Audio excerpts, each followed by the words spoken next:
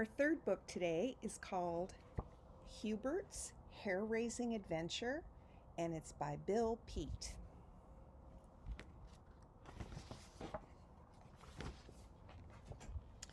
Hubert the lion was haughty and vain, and especially proud of his elegant mane.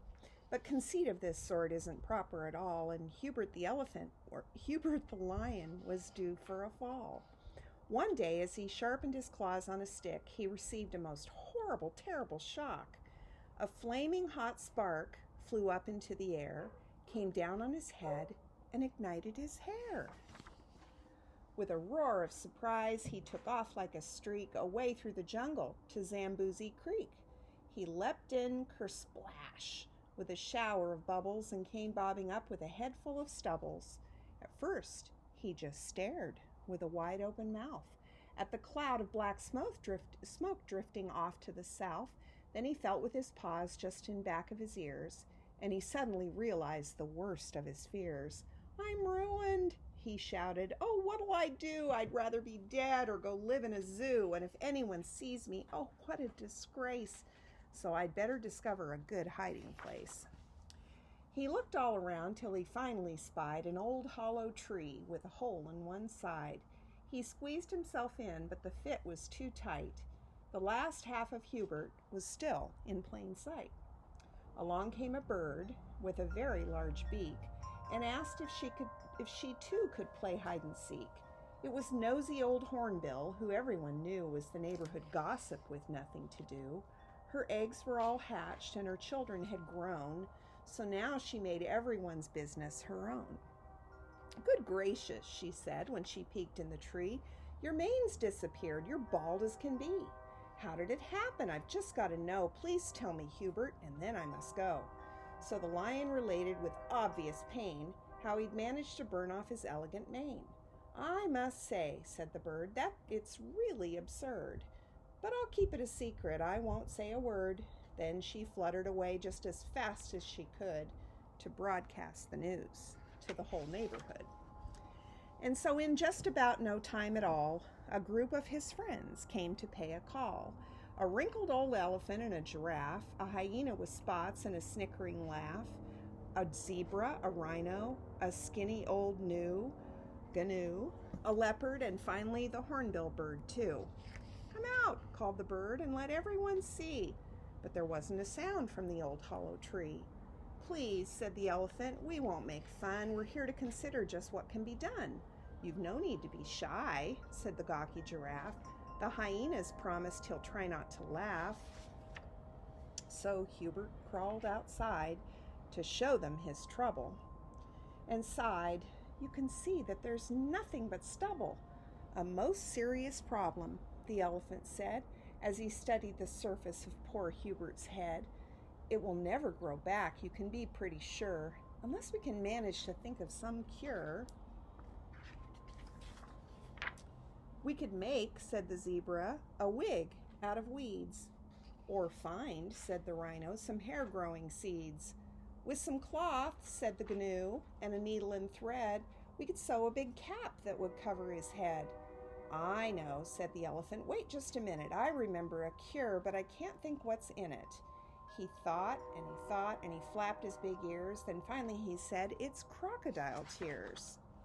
"There's a croc in the swamp," said the bird with the bill, "and he lives just a mile west of Old Monkey Hill." "It's a horrible place," said the gnu with a groan. "And a spot," said the leopard, "that's best left alone." "Come on," said the elephant, "don't be faint-hearted. Just hand me that bucket. It's time we got started." "I think that I'd better not go," said the gnu. "You know, I'm just over a case of the flu." And the leopard said, "I've a sore spot on my toe. If it wasn't for that, I would just love to go." "I have a stiff neck," said the gawky giraffe.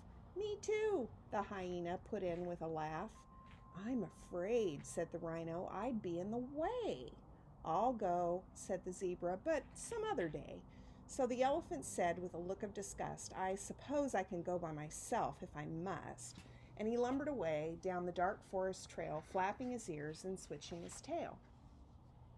The going was easy the first mile or two, except for some trees he could barely squeeze through. Then he made a sharp turn, and the trail disappeared. He had come to the swamp, to the place that they all feared, and he stopped for a second, one moment of dread. Then he thought of poor Hubert and forged on ahead. He plowed like a tank through the tangles of brush, and he struggled through mud that was thick as cold mush, till he saw a deep pool through the mist and the fog, and in the dark water an old rotten log. But logs have no eyes, and as everyone knows, no ugly fat flippers or scaly green toes or long rows of teeth that stick out when they smile. But this log, of course, was a big crocodile. "Good day," said the crafty and creepy old croc, as he slowly crept out to recline on a rock. "And what brings you here, Mr. Flapperjack Ears?" And the elephant said, "Just to borrow some tears." "I'm sorry," the crafty croc said with a sigh, "but I never shed tears, and it's useless to try.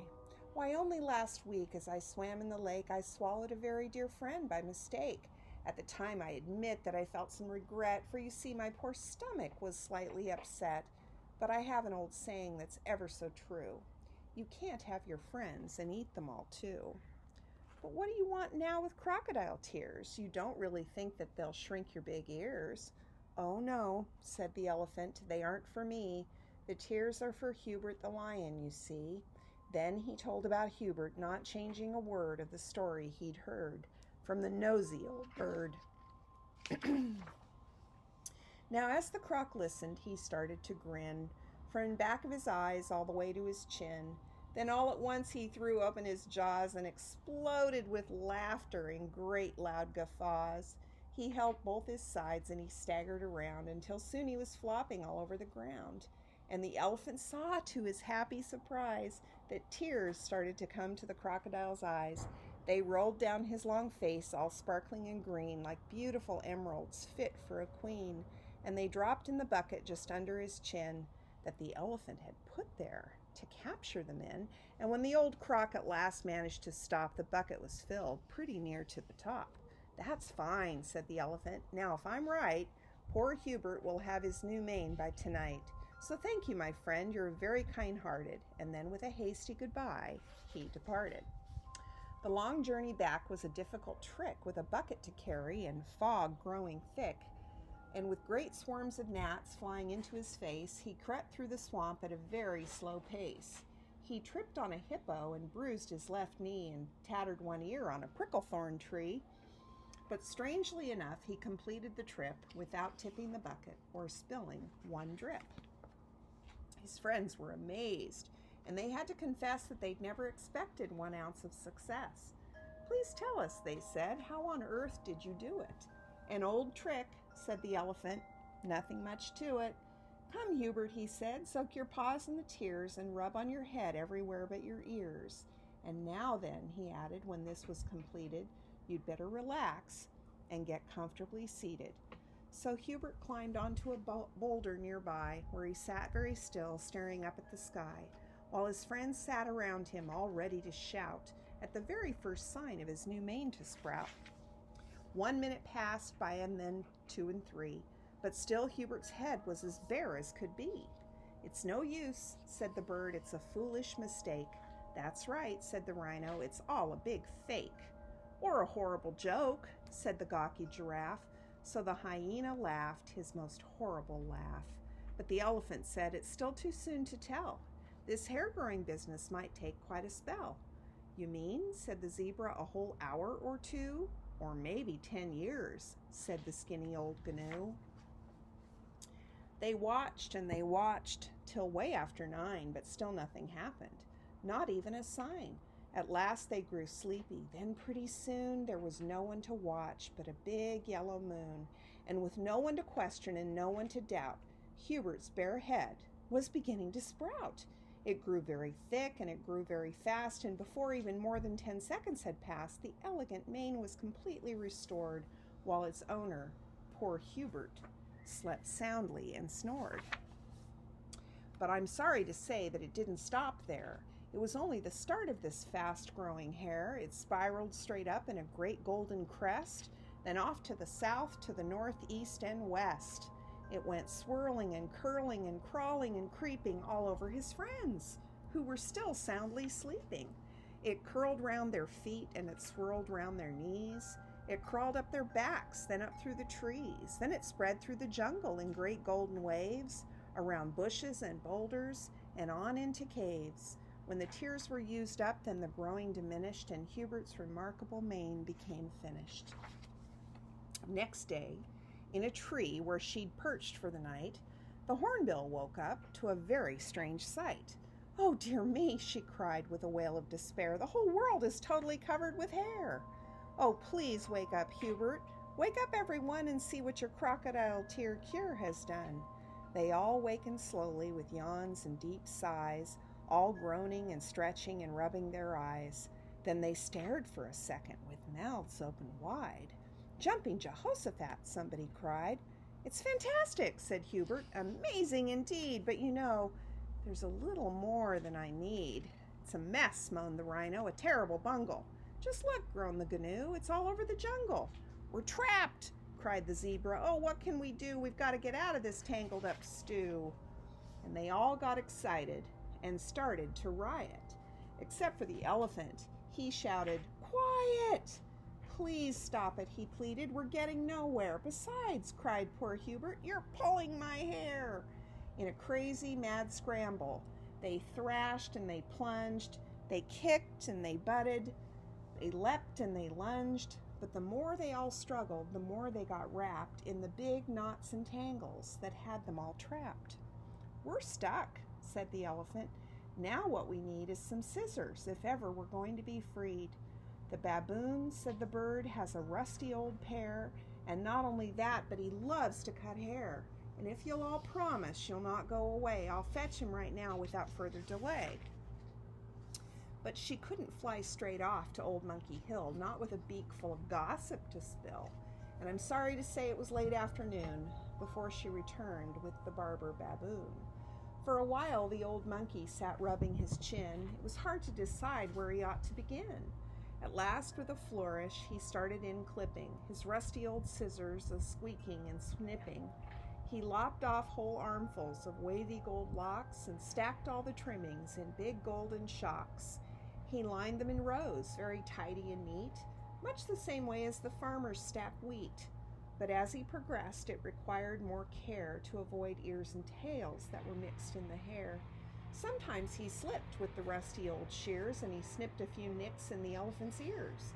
And he clipped off the tip of the tail of the gnu, and the leopard lost whiskers. In fact, all but two. Then finally he came to the last pile of hair. "Watch out," said the elephant. "Hubert's in there." The barber clipped on till the job was all done. "There now," he said. "Does it please everyone?" "It's too round," said the bird. "Take some more off the top. Then a bit off the sides. Then I think you can stop." So he clipped a big scissorful straight off the crown, and then from the ears he went snipping straight down. The elephant said, "That's no way to cut hair. For now I'm afraid it's entirely too square." "Oh, please stop," said Hubert. "I'm sure it will do. There'll be nothing left by the time you're all through.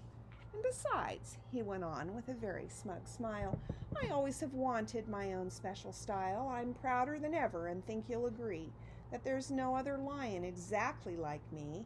You can search every jungle, each circus and zoo, from San Francisco to Timbuktu, but I doubt that you'll find, though you look everywhere, a lion whose mane is so perfectly square. So, there." The end.